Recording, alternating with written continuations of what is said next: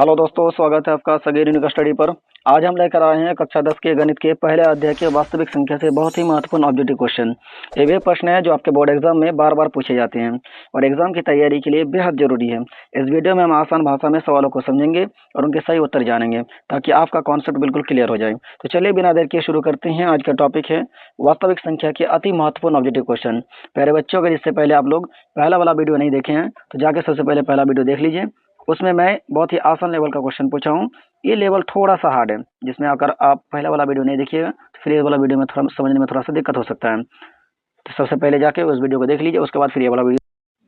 तो चलिए शुरू करते हैं क्वेश्चन नंबर 1 से। क्वेश्चन नंबर 1 कह रहा है कि ए और बी आभाज्य संख्या है, तो ए और बी का लौसा क्या आएगा।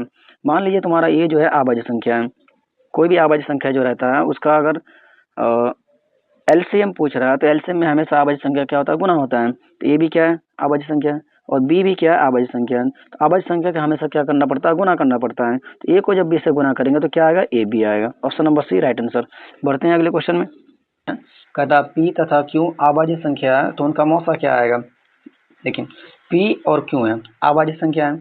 आभाज्य संख्या का मौसा जो आता है भाई, हमेशा दोनों में जब भी कोई चीज कॉमन आता है उसी को क्या कहते हैं, उसका मौसा कहते हैं। अगर हम पी का मौसा निकालेंगे तो गुणनखंड करते हैं पी का, तो पी का गुणनखंड में क्या आता है, एक तो आपका पी आएगा, दूसरा आपका एक आएगा। ये दोनों गुणनखंड आ गया। लेकिन जब हम क्यू का करते हैं तो क्यू का भी एक क्यू से कटेगा, दूसरा एक से कटेगा। दोनों में अगर हम कॉमन देखते हैं तो दोनों में कॉमन क्या आ रहा है, एक आ रहा है। इस तरीके से हम कह सकते हैं कि पी तथा क्यू जो है आभाज्य संख्या है, और वैसे भी आभाज्य संख्या का मौसा हमेशा एक होता है। तो पी तथा क्यू आभाज्य संख्या का मौसा क्या आएगा, एक आएगा। Option number D right answer. चलिए बढ़ते हैं क्वेश्चन नंबर 3 पे। क्वेश्चन नंबर 3 जो है कहता है 3.27 है और ऊपर में रेटिंग लगा हुआ है। तो 3.27 को जब भी हम लोग जैसे 3.27 यहाँ से अगर हम दशमलव को हटाते हैं, ऊपर में रेटिंग लगा हुआ था तो यह यहाँ पे 327 कितने संख्या के बाद दशमलव था, 2 संख्या के बाद दशमलव था। तो अंदर में क्या बैठेगा, 2 को 9 बैठेगा। तो 327 बट्टा में 9 एक परिमेय संख्या है, क्योंकि p बाई क्यू के रूप का है, इसीलिए इसे हम क्या कह सकते हैं, परिमेय संख्या कह सकते हैं। तो ऑप्शन नंबर बी जो है राइट आंसर है। बढ़ते हैं अगले नंबर क्वेश्चन पे। 4 में है कि 4 माइनस अंडर रूट 3 क्या है। देखिए यहाँ पे 4 माइनस अंडर रूट 3 कह रहा है, तो 4 क्या है, एक परिमेय संख्या है, और अंडर रूट 3 क्या है, अपरिमेय संख्या है। तो परिमेय संख्या माइनस में अपरिमेय संख्या बराबर क्या होता है, अपरिमेय संख्या होता है। 4 हमारे एक परिमेय संख्या है और अंडर रूट 3 जो है एक अपरिमेय संख्या है। तो परिमेय संख्या माइनस में अपरिमेय संख्या करेंगे तो बराबर में क्या आएगा, अपरिमेय संख्या ही आएगा। परिमेय संख्या के बाद अगर अपरिमेय संख्या को गुना भी करते हैं फिर भी अपरिमेय संख्या आता है ना। तो ऑप्शन नंबर बी जो है राइट आंसर है। चलिए क्वेश्चन नंबर 5 में आते हैं। क्वेश्चन नंबर 5 कहता है कि निम्नलिखित में कौन परिमेय संख्या है। निम्नलिखित में कौन परिमेय संख्या है। अंडर रूट 3 परिमेय संख्या नहीं है, ये परिमेय संख्या नहीं है। 4 प्लस अंडर रूट 5 ये भी परिमेय संख्या नहीं है, और ये भी परिमेय संख्या नहीं है। लेकिन जब हम यहाँ पे देखते हैं 2 अंडर रूट 2 लगा हुआ है और अंडर रूट 2 बट्टे में, तो अंडर रूट 2 कट जाएगा, बराबर में क्या बचेगा, 2 बचेगा। अंडर रूट ये जो तुम्हारा बराबर में 2 आया है ये क्या है, परिमेय संख्या है। तो हम कह सकते हैं कि ऑप्शन नंबर बी जो है राइट आंसर है। चलिए क्वेश्चन नंबर 6 में आते हैं। क्वेश्चन नंबर 6 कहता है कि 2.1311 इस तरीके से ये जो है बढ़ते जा रहा है। अगर आप यहाँ पे ध्यान से देखिएगा, यहाँ पे 3 के बाद 2 एक आया, इसके बाद फिर 3 के बाद 3 को एक आएगा, उसके बाद फिर 4 एक आया, उसके बाद फिर यहाँ पे 5 एक आएगा। इस तरीके से एक की संख्या जो हमेशा बढ़ते जाएगा, और जब भी संख्या ऐसा करेगा बढ़ती जाएगा, यानी कि ये कभी नहीं कटेगा। और ना काटने वाली संख्या को हम लोग क्या कह सकते हैं, अपरिमेय संख्या कहते हैं। यहाँ पे थोड़ा सा ध्यान देने वाला बात यह है कि अगर मान लीजिए यहाँ पे एक एक आया है, एक के बाद अगर कोई दूसरा संख्या आ जाता है और ये पूरा पूरा कट जाता है तो उसे हम लोग परिमेय संख्या कहते हैं। लेकिन ये कभी नहीं कटेगा, इस तरीके से बढ़ते जाएगा तो इसे हम क्या कर सकते हैं कि ये हमारा अपरिमेय संख्या है। Option number C right answer है। चलिए क्वेश्चन नंबर 7 में आते हैं। क्वेश्चन नंबर 7 कहता है कि संख्या 0.32 को पी बाई क्यू के रूप में, जहाँ पी और क्यू पूर्णांक है, लिखा जा सकता है कि नहीं लिखा जा सकता है। अब यहाँ पे है कि 0.32 है, ऊपर में रेटिंग लगा हुआ है। अब अगर इस दशमलव को हटाएंगे तो 32 बट्टा में क्या बैठेगा, रेटिंग लगा हुआ, इसका मतलब है नीचे में 2 9 बैठेगा। तो 32/99 कहाँ पे, ऑप्शन नंबर सी जो है राइट आंसर है। दोनों पी और क्यू पूर्णांक है, इस तरीके से हम कह सकते हैं कि ये सी नंबर आंसर में। चलिए बढ़ते हैं अगले नंबर क्वेश्चन पे। क्वेश्चन नंबर 8 कहता है कि निम्नलिखित में कौन सा कथन सत्य है। निम्नलिखित में कौन सा कथन सत्य है। तो निम्नलिखित में सत्य कथन को ढूंढना है। इसमें अगर आप देखिएगा कि इसमें कौन सा सत्य है और कौन सा असत्य है। कह रहा दो अपरिमेय संख्या का गुणनफल हमेशा अपरिमेय होता है। दो अपरिमेय संख्या का गुणनफल हमेशा अपरिमेय होता है, ये बात गलत है। हमेशा अपरिमेय नहीं होता है, कभी कभी परिमेय भी होता है। मैं यहाँ पे एग्जांपल के लिए एक बता देता हूँ, ये जो बात है ये गलत है। जैसे मान लीजिए कि अंडर रूट 10 जो है एक अपरिमेय संख्या है और हम गुना कर देते हैं फिर अंडर रूट 10 से। दोनों क्या है, अपरिमेय संख्या है। इन दोनों का जब हम गुना करते हैं तो अंडर रूट के अंदर क्या आएगा, 100 आएगा और 100 बराबर यहाँ पे वर्ग इसका क्या निकल जाएगा, 10 निकल जाएगा। और ये जो हमारा 10 है एक परिमेय संख्या है। तो हमने जो लेके आए हैं दो अपरिमेय संख्या को गुना करने के बाद एक परिमेय संख्या आ गया। इस हिसाब से हम कह सकते हैं कि ये जो ऑप्शन नंबर 1 कहता है कि दो अपरिमेय संख्या का गुणनफल हमेशा अपरिमेय होता है, हमेशा अपरिमेय नहीं होता है, कभी कभी परिमेय भी होता है। तो ये बात क्या हो जाएगा, गलत हो जाएगा। चलिए ऑप्शन नंबर बी पे आते हैं कि एक परिमेय व एक अपरिमेय संख्या का गुणनफल हमेशा अपरिमेय होता है। ये ऑप्शन सही है। एक परिमेय और एक अपरिमेय संख्या का गुणनफल हमेशा अपरिमेय होता है। यहाँ पे अपरिमेय है भाई, है ना, हमेशा अपरिमेय होता है। ये बात क्या है, सत्य है।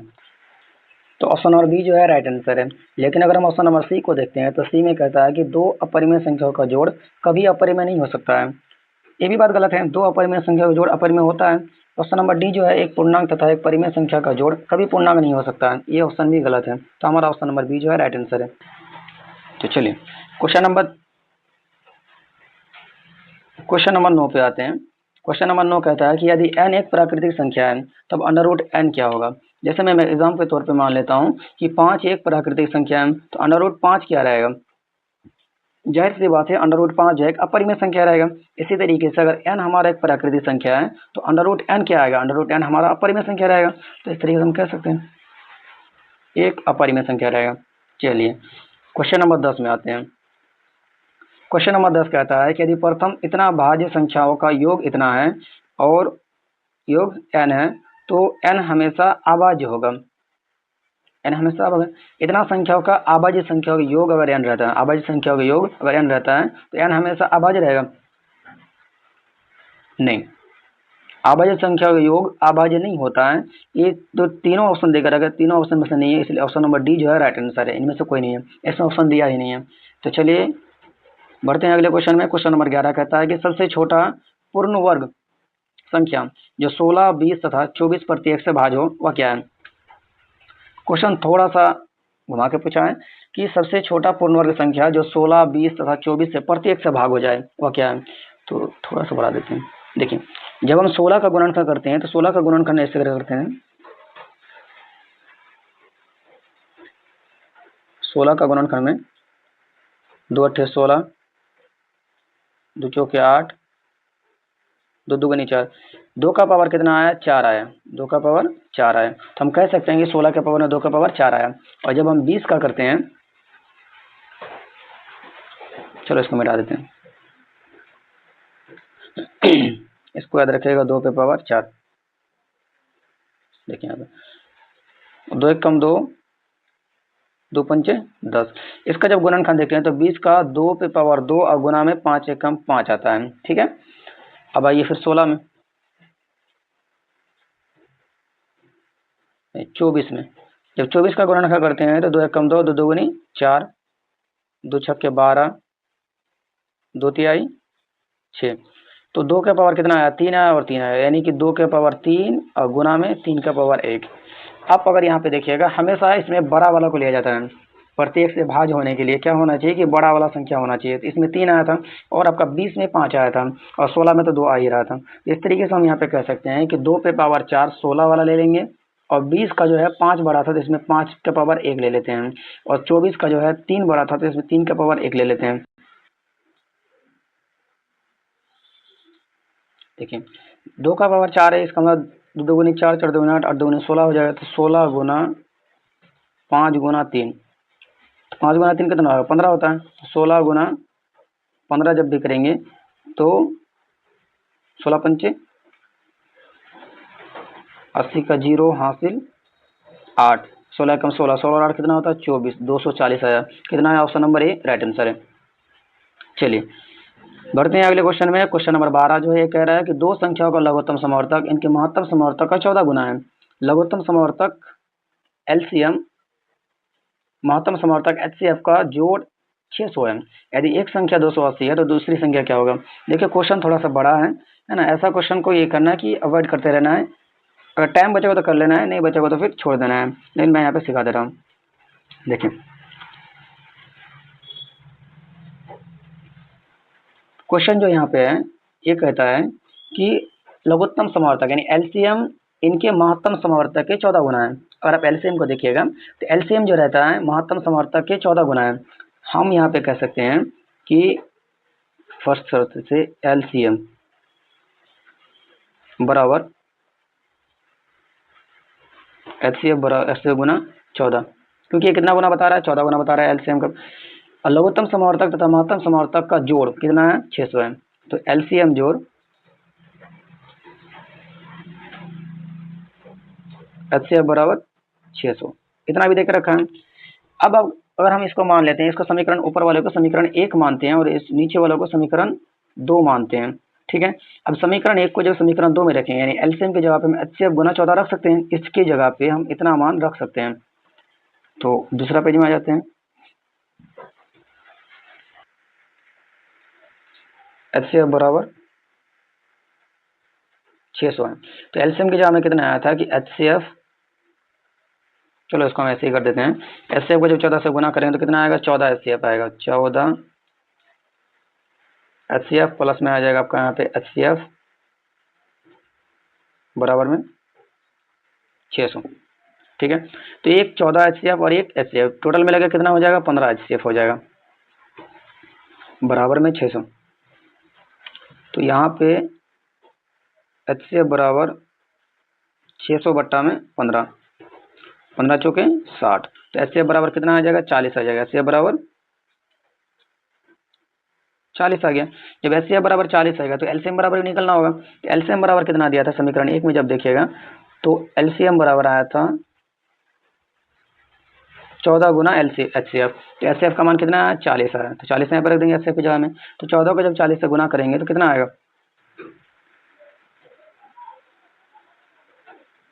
560 आया। एलसीएम बराबर कितना आ गया, 560 आ गया। अब आप क्वेश्चन को थोड़ा सा फिर देख लीजिए, बता। क्वेश्चन कहता है कि 14 गुना है, एक संख्या इसका 280 है, दूसरी संख्या में निकालना है। देखिए यहाँ पे दूसरी संख्या निकालने के लिए पहला संख्या गुना में करते हैं, दूसरा संख्या भी गुना में करते हैं, बराबर में एचसीएफ गुना में एलसीएम, ठीक है। तो इसका पहला संख्या 280 दे के रखा है, हमें दूसरा संख्या निकालना है तो दूसरा संख्या को हम ऐसे ही रखते हैं। एचसीएफ बराबर कितना आया था भाई, 40 आया था। एलसीएम बराबर आया था 560, ठीक है। तो दूसरा संख्या बराबर आ जाएगा 40 गुना 560 बट्टी में आ जाएगा 280। तो यहाँ पे 0 में से 0 कट जाएगा और 28 दुगुनी 26, 28 दुगुनी 26। तो 40 को जब 2 से गुना करेंगे तो कितना आएगा, 40 दुगुनी 80। तो दूसरा संख्या बराबर कितना आ गया, 80 आ गया।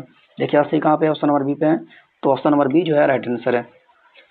समझ में नहीं आया होगा तो फिर दोबारा देख लीजिएगा। क्वेश्चन नंबर 13 कहता है कि 6x4y तथा 12xy का महत्तम समावर्तक क्या आएगा। देखिए यहाँ पे अगर आप 6 और 12 का महत्तम समावर्तक निकलते हैं तो 6 और 12 का महत्तम समावर्तक क्या आएगा, दोनों में जो कॉमन कट जाए उसी को हम लोग एचसीएफ कहते हैं। तो 6,12 का जब हम लोग एलसीएम करते हैं तो किससे कटेगा, 6 से कटेगा। 6 कम 6 2 12, किससे कटा, 6 से कट गया। तो हमारा मौसा बराबर क्या आ जाएगा, 6 आ जाएगा। दूसरी बात ये कहता है कि x4 और यहाँ पे x4 और x को जब हम कॉमन करते हैं यानी यहाँ पे x कॉमा करते हैं तो इसमें भी क्या कटेगा, एक x से कट जाएगा। तो यहाँ पे क्या आएगा, एक x आ जाएगा। दूसरा यहाँ पे y और यहाँ पे भी y है, तो y और y में क्या कॉमन आएगा, एक y आ जाएगा। तो हमारा ऑप्शन यहाँ पे आ जाएगा 6xy। देखिए सही से समझ लीजिए इसको। यहाँ पे इसका महत्तम समवर्तक पूछा है तो हर चीज का जो कॉमन रहता है उसको हम लोग महत्तम समवर्तक कहते हैं। 6 और 12 का कॉमन में ये आता है कि 6 में दोनों कट जाता है, तो इसलिए इसका 6 महत्तम समवर्तक आ गया। लेकिन यहाँ पे x4 है और यहाँ पे x है, दोनों में अगर आप कॉमन देखिएगा तो दोनों x से कटता है। एक x से आपका x4 भी कट जाएगा और x भी कट जाएगा, इसलिए ये हमारा क्या आ जाएगा, महत्तम समवर्तक आ जाएगा x। लेकिन यहाँ पे y भी है और यहाँ पे भी y है, दोनों y को अगर काटने वाला कोई है तो एक आपका एक है, दूसरा आपका y है। तो यहाँ पे हम एक को महत्तम समवर्तक नहीं लेते हैं, y को महत्तम समवर्तक लेते हैं। तो यहाँ पे आपका हमारा क्या आ गया, 6xy आ गया, जो कि ऑप्शन नंबर डी पे दिख रहा है। तो ऑप्शन नंबर डी क्या हो जाएगा राइट आंसर। क्वेश्चन नंबर 14 कहता है कि अंडर रूट 10 और अंडर रूट 15 बराबर है। देखिए अंडर रूट 10 और अंडर रूट 15 को जब हम गुना करते हैं तो क्या आएगा 150 आएगा। 150 का जब हम लोग गुणनखंड करते हैं तो 2 से कट जाएगा, 2 सत्ते 14, 2 पंचे 10, 75 आ गया। 3 से कट जाएगा, 3 दूनी 6, 3 पचे 15, 25 आ गया। 5 से कट जाएगा, ठीक है। तो जो 2 बार आया है भाई वो बाहर आ जाएगा और जो एक बार आता है वो अंडर रूट के अंदर रहेगा। जैसे मान लीजिए मैं यहाँ पे अंडर रूट के अंदर कर देता हूँ इसको सबको, यहाँ पे 2 को अंडर रूट के अंदर करता हूँ, 3 को भी कर देता हूँ और 5 गुना 5 को भी कर देता हूँ। तो 5 को देखिएगा 2 बार आया तो एक 5 आपका बाहर आ जाएगा, ये एक ही बार आया तो इन दोनों का क्या हो जाएगा गुना हो जाएगा, 3 2 गुनी 6 आ जाएगा। तो 5 अंडर रूट 6 कहाँ पे है, ऑप्शन नंबर ये राइट आंसर पे है।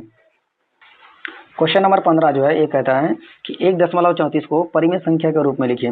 1.34 1.34 को परिमेय संख्या के रूप में लिखना है। यहाँ से अगर हम दशमलव को हटाते हैं तो 134 आएगा और बट्टा में आएगा 100, क्योंकि 2 संख्या के बाद दशमलव है तो नीचे में कितना जीरो बैठेगा, 2 जीरो बैठेगा। इसको जब हम भागा लगाएंगे 2 से कट जाएगा, 2 छाक के 12 और 2 सत्ते 14, 67 और इसको जब 2 से लगाएं तो 50 आएगा। 67 बट्टा में 50 किस में है भाई साहब, ऑप्शन नंबर बी पे है, तो option number B right answer. चलिए क्वेश्चन नंबर 16 कहता है क्या सभी वास्तविक संख्या एक परिमेय संख्या है। सभी वास्तविक संख्या क्या एक परिमेय संख्या है। जी हाँ, वास्तविक संख्या परिमेय संख्या होती है। जैसे मान लीजिए मेरा वास्तविक संख्या क्या है 5 है, तो 5 के नीचे हम 1 रख सकते हैं क्योंकि ये पी बाई क्यू के रूप को प्रदर्शित करता है, इसलिए हम ये कह सकते हैं कि सभी वास्तविक संख्या क्या है, परिमेय संख्या है, जो कि ऑप्शन नंबर हाँ है। चलिए क्वेश्चन नंबर 17 है परिमेय संख्या 43 2 पे पावर 4 5 पे पावर 3 का दशमलव प्रतिशत दशमलव के कितने स्थानों के बाद रुक जाएगा। देखिए क्वेश्चन में ये कहता है कितने स्थानों बाद रुक जाएगा। आप यहाँ पे देखिए कि 2 पे पावर 4 है और 5 पे पावर 3 है, इसमें बड़ा क्या है। देखिए 2 पे पावर अगर हमारा 4 है और गुणे में 5 पे पावर 3 है तो हम पावर को लेके आएंगे 4,3 करेंगे, 4,3 4,3 पे बड़ा कौन आ रहा है, 4 आ रहा है, तो 4 संख्या के बाद ये क्या कट जाएगा, पूरे के पूरे कट जाएगा। इस तरीके से हम इसे क्या कह सकते हैं, शांत कहते हैं। इसमें बनाने जाइएगा तो बड़ा लंबा बनेगा, लेकिन अब शॉर्टकट तरीका अपनाइए कि यहाँ के पावर देखेगा 4 है, यहाँ के पावर देखेगा 3 है, जिसमें पावर की संख्या ज़्यादा होता है वही पावर के बाद उतना संख्या के बाद ये क्या होता है, कट जाता है, पूरा पूरा कट जाता है। ऑप्शन नंबर 17 का राइट आंसर डी आएगा। क्वेश्चन नंबर 18 कहता है कि संख्याएं 50 और 25 के एचसीएफ और एलसीएम का गुणनफल क्या आएगा। देखिए 50 और 25 के एलसीएम और एचसीएफ का गुणनफल पूछ रहा है, तो ये 50 एलसीएम गुना एचसीएफ, एक संख्या गुना में दूसरे संख्या बराबर में होता है एचसीएफ गुना एलसीएम, ये इसका सूत्र रहता है। तो अगर हम 50 और 25 के एचसीएफ और एलसीएम का गुणनखंड निकालेंगे तो इन दोनों संख्या का क्या करना पड़ेगा, गुणनखंड करना पड़ेगा। तो जब हम 50 गुना में 25 का गुणनफल करते हैं तो इसमें क्या आएगा, देखिए 5 5 25 का 5 हासिल 2, 5 2 गुने 10 2 12, लास्ट में 0 है तो 0 लगा देंगे, तो 1250 किस में आया, option number B right answer है। पहला संख्या गुना में दूसरा संख्या बराबर में होता है एचसीएफ गुना एलसीएम, इस सूत्र में बैठाइएगा 1250 आ जाएगा। चलिए क्वेश्चन नंबर 19 278 को किसी संख्या से विभाजित करें कि भागफल 12 और शेषफल 2 परत हो। यहाँ पे 278 को किस संख्या से विभाजित करें कि भागफल 12 और शेषफल 2 परत हो। हमें यहाँ पे भाजक ज्ञात करना है, तो अगर हम यहाँ पे विभाजन एलोथेरम लगाते हैं कि a बराबर बी क्यू प्लस आर है, a का मान कितना है 278 है, b का मान कितना है कुछ नहीं, तो हमें b ही निकलना है, और q का मान भाई 12 है, q का मान कितना है 12 है, और r का मान है 2। इस 2 को अगर हम बराबर के इधर लेके आएंगे तो 278 में से अगर 2 जाएगा बराबर में बचेगा 12b, ठीक है। तो 278 में 2 चला गया तो 200 कितना बचेगा 276, और बटे में आ जाएगा यहाँ पे 12, बराबर में आ जाएगा यहाँ पे b, यहाँ पे आएगा 12 2 24 और 12 पे आई 36, तो b बराबर कितना आ गया 23, option number D right answer. अब क्या करना है कि a बराबर बी क्यू प्लस आर एक सूत्र है उसमें लाना है। a बराबर 278 देकर रखा है, b बराबर हमको निकलना है, q जो है भागफल को कहते हैं तो 12 देकर रखा है, और r बराबर शेषफल रहता है तो 2 देकर रखा है, ठीक है। इस तरीके से बैठेगा, यहाँ पे आंसर आ जाएगा आपका 23 आंसर आ जाएगा। चलिए क्वेश्चन नंबर 20 देखते हैं। क्वेश्चन नंबर 20 में कराया कि निम्नलिखित में कौन सी सबसे प्राकृतिक संख्या है, कौन सी सबसे छोटी प्राकृतिक संख्या है। देखिए प्राकृतिक संख्या की शुरुआत हमेशा 1 से होता है, 1 2 3, 4, 5 ऐसा ऐसा करके अनंत तक रहता है, ये कभी खत्म नहीं होगा, है ना। तो प्राकृतिक संख्या जो रहता है इसकी शुरुआत होती है 1 से, तो सबसे छोटा प्राकृतिक संख्या पूछा है तो क्या आ जाएगा, 1 आ जाएगा। चलिए इस क्वेश्चन को मैं थोड़ा सा बदल देता हूँ। इस क्वेश्चन में पूछा है कि प्राकृतिक संख्या क्या है, मैं यहाँ पे पूछ रहा हूँ कि इस प्राकृतिक की संख्या में मैं यहाँ पे पूर्ण संख्या लिख देता हूँ। अब बताइए कि निम्नलिखित में कौन सी सबसे छोटी पूर्ण संख्या है। निम्नलिखित में कौन सी सबसे छोटी पूर्ण संख्या है, इसका आंसर इसी ऑप्शन में क्वेश्चन नंबर 21 में आता है। क्वेश्चन नंबर 21 कहता है कि दो घन पूर्णांकों के ए और बी के लिए मौसा ए कोमा बी और लौसा ए कोमा बी बट्टे में ए बी है, बराबर कितना आएगा। दो घन पूर्णांकों के लिए अगर यहाँ पे ए कोमा बी लौसा दे के रखा है, कलर थोड़ा सा, ए कोमा बी और यहाँ पे भी है ए कोमा बी और बट्टे में है ए बी, दोनों को जब गुना करेंगे तो ए भी आएगा, ए बी बट्टा में ए भी आएगा, बराबर क्या हो जाएगा, कट जाएगा। कटने के बाद यहाँ पे क्या आएगा, 1 आएगा। ऑप्शन नंबर ए जो है राइट आंसर है। चलिए क्वेश्चन नंबर 21 में आते हैं। कह रहा है निम्नलिखित में कौन सा एक में सह आबाज है। सह आबाज के लिए हमें क्या करना पड़ता है कि दोनों संख्या का गुणनखंड करके देखना पड़ता है। अगर दोनों में गुणनखंड इन दोनों के अलावा कोई तीसरा आता है तो उसे हम क्या कह सकते हैं, भाज्य संख्या कह सकते हैं। लेकिन अगर इस संख्या में कोई भी संख्या ऐसे नहीं करता है तो हम क्या कहते हैं, सह अभाज्य संख्या कहते हैं। लेकिन अब यहाँ पे देखिएगा कि यहाँ पे क्या है, 14 और 135 है। 14 और 35, 14 और 35 किससे कटेगा, 7 से कट जाएगा। 7 दूनी 14, 7 5 35। तो ये कटने की संख्या इसमें देखिए 7 भी आ गया, इसका 14 भी आ गया, 1 भी आ गया और 2 भी आ गया। इस तरीके से 2 से ज़्यादा संख्या से कटता है, इसलिए इसे हम क्या कर सकते हैं, सहअभाज्य नहीं कहेंगे, इसे भाज्य। हमें ढूंढना है सहअभाज्य। 18 और 25 को जब भी लीजिएगा तो 18 और 25 किसी से नहीं कटेगा, कटेगा ये दोनों, नहीं कटेगा। जब ये नहीं कटेगा तो इसे हम क्या कर सकते हैं, सहअभाज्य कह सकते हैं। ऑप्शन नंबर बी जो है राइट आंसर। 13 और 52 नहीं कटेगा क्योंकि 13 चौके 52 खुद कटता है। 81 और 84 भी कट जाएगा, 81 दुगुनी 42, 42 दुगुनी कितना होता है, 84 होता है, तो ये भी कट जाएगा। लेकिन हमारा ऑप्शन नंबर बी जो है ये कभी नहीं कटेगा, इसलिए ये सहअभाज्य है। चलिए बढ़ते हैं अगले नंबर क्वेश्चन पे। क्वेश्चन नंबर 22 कहता है कि निम्नलिखित में से कौन यौगिक संख्या है। यौगिक संख्या आपका 21 है। देखिए 11 जो है, 11 किसी से नहीं कटेगा, ये हमारा विषम संख्या और ये हमारा अभाज्य संख्या भी है। ये भी विषम संख्या और ये हमारा अभाज्य संख्या है, ये भी अभाज्य संख्या है। लेकिन अगर आप बी को देखिएगा तो बी जो है ये कटता है ना, और ये हमारा भाज्य संख्या भी है और यौगिक संख्या भी है। तो ऑप्शन नंबर बी जो है राइट आंसर है। चलिए क्वेश्चन नंबर 23 पे आते हैं। क्वेश्चन नंबर 23 कहता है कि 22/7 क्या है।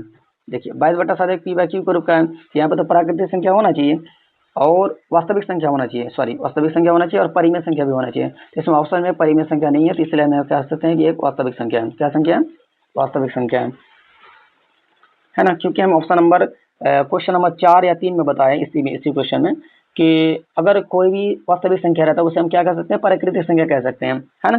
तो इसी तरीके से ये हमारा परिमेय संख्या, तो इसे हम वास्तविक संख्या कह सकते हैं। चलिए एक क्वेश्चन मेरी तरफ से है कि जैसे 22/7 परिमेय संख्या है, 22/7 क्या है, परिमेय संख्या है, और 22/7 का मान क्या है, एक पाई का मान है। तो पाई हमारा क्या है, परिमेय संख्या है कि अपरिमेय संख्या है। इसका आंसर कमेंट में बोलिए, कमेंट में लिखिएगा। चलिए क्वेश्चन नंबर 24 कहता है कि 80 का परिमेयकरण गुणांक क्या आएगा। √80 का परिमेयकरण गुणांक क्या आएगा। देखिए यहाँ पे √80 का जब हम गुणनखंड करते हैं तो 2 दूगुनी 2 चौके 8 0, 2 दूगुनी 4 0, 2 एकम 2 0, 2 पंचे 10। 2 का पावर कितना आया भाई, 4 बार आया है। तो हम यहाँ पे 2 का पावर 4 बार आया है, जैसे 2 2 बार आया है तो 1 2 बाहर आ जाएगा, ये 2 2 बार आया तो ये भी 1 2 बाहर आ जाएगा। अंडर रूट के अंदर 1 5 बचेगा। तो 2 को जब 2 से गुना करते हैं तो 2 दूगुनी कितना आएगा, 4 आएगा, 4 √5। ये किस में है, ऑप्शन नंबर ए पे है। चलिए क्वेश्चन नंबर 25 कहता है कि यदि 360 बराबर 2Q और इतना इतना इतना है तो P + Q - R इतना कितना होगा। देखिए यहाँ पे 2P जो देख रखे हैं, 2P नहीं है, 2 पे पावर P है और 3 पे पावर Q है और 5 पे पावर R है ना। क्योंकि टाइपिंग में इतना ऑप्शन नहीं था इसलिए मैंने ऐसे लिख दिया है। अब समझ लीजिएगा कि 2 पे पावर P लिखा हुआ है। चलिए मैं इसको थोड़ा सा सॉल्व करता हूँ। ठीक है, यहाँ पे 360 जो देकर रखा है, 360 का गुणनखंड किया गया है। 360 का जब गुणनखंड करते हैं तो 2 के पावर जितना आएगा उतना P का मान आएगा, 3 पे पावर जितना आएगा उतना Q का मान आएगा और 5 पे पावर जितना आएगा उतना R का मान आएगा। इस तरीके से सबसे पहले हम 360 का गुणनखंड करके देख लेते हैं। 360 का जब हम गुणनखंड करते हैं तो 2 एकम 2, 2 8 16 और यहाँ पे आएगा 0, 2 9 18 0, 2 चौके 8, 2 पंचे 10, ये भी 3 से कट जाएगा, 3 एकम 3, 3 पचे 15, ये भी 3 से कट जाएगा, 3 पचे 15। यानी अगर आप यहाँ पे देखिएगा 2 के पावर कितना आया, 2 का पावर आएगा 3, 2 के पावर कितना आया 3 आया, और यहाँ पे 3 का पावर कितना आया, 3 का पावर आया 2, और 5 का पावर कितना आया, 5 का पावर 1 आया। इस तरीके से हम कह सकते हैं कि 2 पे पावर 3 है, यानी कि 2 पे पावर 3 है, पी के जगह पे क्या है भाई, पी है, यानी 2 के पावर की जगह पे क्या है, पी है, तो पी बराबर हमारा क्या आएगा, 3 आएगा, पी बराबर क्या आएगा, 3 आएगा। और यहाँ पे क्यू बराबर कितना है, क्यू 3 के पावर में है, तो 3 के पावर में कितना है, 2 है, तो प्लस में यहाँ पे कितना आएगा, 2 है। चलो इसको हम उड़ा देते हैं, ठीक है। यहाँ पे देखिए पी प्लस क्यू माइनस में आर दे के रखा है, 2 के पावर में कितना आया था, 3 आया था, तो हमारा पी बराबर कितना आएगा, 3 आएगा, और 3 पे पावर में 2 आया था, तो क्यू बराबर कितना आएगा, 2 आएगा। आर के पावर में हमारा कितना आया था, 5 के पावर में 1 आया था, तो आर बराबर आएगा 1, 3 और 2 कितना होता है 5, 5 माइनस 1 जाएगा, कितना बचेगा 4, ठीक है। तो ऑप्शन नंबर जो है हमारा 4 कहाँ पे दिख रहा है, ऑप्शन नंबर 3 पे दिख रहा है, सी, तो सी जो है राइट आंसर है। चलिए 26 नंबर क्वेश्चन कहता है कि 130 बराबर इतना देकर रखा है और 15 बराबर इतना देकर रखा है, मौसा हमें निकालना है। देखिए ये जो इतना देकर रखा है इसको देखिए भटक मत जाइएगा, ये सिर्फ भटकाने के लिए रखा गया है। हमें देखना है कि 130 और 15 का मौसा निकलना है। तो 130 और 15 में जो भी संख्या पूरा पूरा काट दें इन दोनों को, जहां तक काट सकता है वही इसका क्या रहेगा, मौसा रहेगा। देखिए दोनों को कौन कटेगा, 5 कटेगा, क्योंकि यहाँ पे 0 और यहाँ पे 5 है, तो 5 2 गुनी 10 और 5 6 कितना हो जाएगा 30, और 5 से 15। अब क्या इन दोनों को कोई काट सकता है, नहीं काट सकता है, क्योंकि जब आप 3 काटिएगा तो 3 से तुम्हारा 26 नहीं कटेगा, और जब आप किसी संख्या से कटिएगा तो दोनों नहीं कटने वाला है, इन दोनों का कॉमन नहीं निकलने वाला है। तो हमारा 0 लाने का काम, इन दोनों को काटने का काम कौन किया है, 5 किया है, तो ऑप्शन नंबर बी जो है राइट आंसर है। चलिए बढ़ते हैं 27 नंबर क्वेश्चन में। 27 नंबर कहता है कि यदि p तथा q आभाज्य संख्या है तो p क्यूब q और p स्क्वायर q का मौसा क्या आएगा। देखिए p क्यूब यहाँ पे देख कर रखा है, हमें इन दोनों का मौसा निकलना है। अगर यहाँ पे हमारा p क्यूब देख कर रखा है तो p क्यूब और p का स्क्वायर, p का क्यूब कोमा में p का स्क्वायर, इन दोनों को काटने का काम कौन करेगा, p का स्क्वायर में काट देंगे, p का स्क्वायर में दोनों कट जाता है, p का स्क्वायर में दोनों कट जाता है, तो हमारा एक p स्क्वायर आएगा। दूसरी बात, यहाँ पे क्यों है और यहाँ पे भी क्यों है, दोनों क्यों है, तो एक ठोक क्यों तो यहाँ पे आ ही जाएगा, है ना। देखिए पहली बात तो है कि दोनों में क्या निकलना है भाई, कॉमन निकलना है। देखिए यहाँ पे p का क्यूब है और यहाँ पे p का स्क्वायर है, तो p का क्यूब और p का स्क्वायर में दोनों में कॉमन क्या आएगा, दोनों में कॉमन आएगा p का स्क्वायर। और यहाँ पे q को जब भी हम गुणनखंड करते हैं तो q का गुणनखंड क्या आएगा, एक आएगा, दूसरा आपका q आएगा, तो एक तो आपका q दोनों में आता है, तो कॉमन आपका q आएगा, तो p square q option number B पे है, यही राइट आंसर है। चलिए क्वेश्चन नंबर 28 में आते हैं। क्वेश्चन नंबर 28 कहता है कि अंडर रूट 12 का परिमेकरण गुणांक क्या होगा। तो अंडर रूट 12 का परिमेकरण गुणांक क्या है, अंडर रूट 12, तो 12 का सबसे पहले हम गुणनखंड करके देखते हैं। 12 का जब हम गुणनखंड करते हैं, 12 का गुणनखंड करते हैं तो 12 का गुणनखंड में 2 छक्के 12, 2 तिहाई 6, 2 2 बार आया तो 1 2 तो बाहर आ जाएगा, अंडर रूट के अंदर क्या बचेगा 3, तो 2 अंडर रूट 3 किस में, ऑप्शन नंबर डी पे है। बढ़िया, अगले क्वेश्चन में क्वेश्चन नंबर 29 कहता है 1.34 को परिमेय संख्या के रूप में लिखिए। 1.34 को जब हम परिमेय संख्या के रूप में लिखेंगे तो अंदर में क्या बैठेगा, 2 जीरो बैठेगा, तो दशमलव हटाएंगे तो दशमलव की संख्या के बाद जितना संख्या रहता है उतना ही क्या बैठता है, जीरो बैठता है। इन दोनों को जब हम काटेंगे तो यहाँ पे 2 छक्के 12 और 2 सत्ते 14 और बट्टे में आएगा 50। क्वेश्चन देखा देखा लग रहा है, दोबारा रिपीट हो गया क्या। चलिए 700 बट्टे में 50 किस में है, ऑप्शन नंबर बी पे है। क्वेश्चन नंबर 30 है और लास्ट क्वेश्चन है कि 4 माइनस अंडर रूट 3 क्या है। देखिए 4 हमारा क्या है, परिमेय संख्या है, 4 क्या है, परिमेय संख्या है, और अंडर रूट 3 जो है अपरिमेय संख्या है। तो परिमेय संख्या माइनस में अपरिमेय संख्या बराबर क्या हो जाएगा, अपरिमेय संख्या रहेगा, है ना। ये भी क्वेश्चन रिपीट हो गया है। चलिए तो आशा है आपको यह वीडियो पसंद आया होगा और आपने यह क्वेश्चन अच्छी तरह से समझ लिया होगा। ऐसे और महत्वपूर्ण लेसन और परीक्षा की तैयारी के टिप्स के लिए सभी रीडिंग स्टडी को सब्सक्राइब करें, वीडियो को लाइक करें और अपने दोस्तों के साथ शेयर करें। मिलते हैं अगले वीडियो में एक नए टॉपिक के साथ, तब तक पढ़ते रहिए और आगे बढ़ते रहिए। शुक्रिया, धन्यवाद।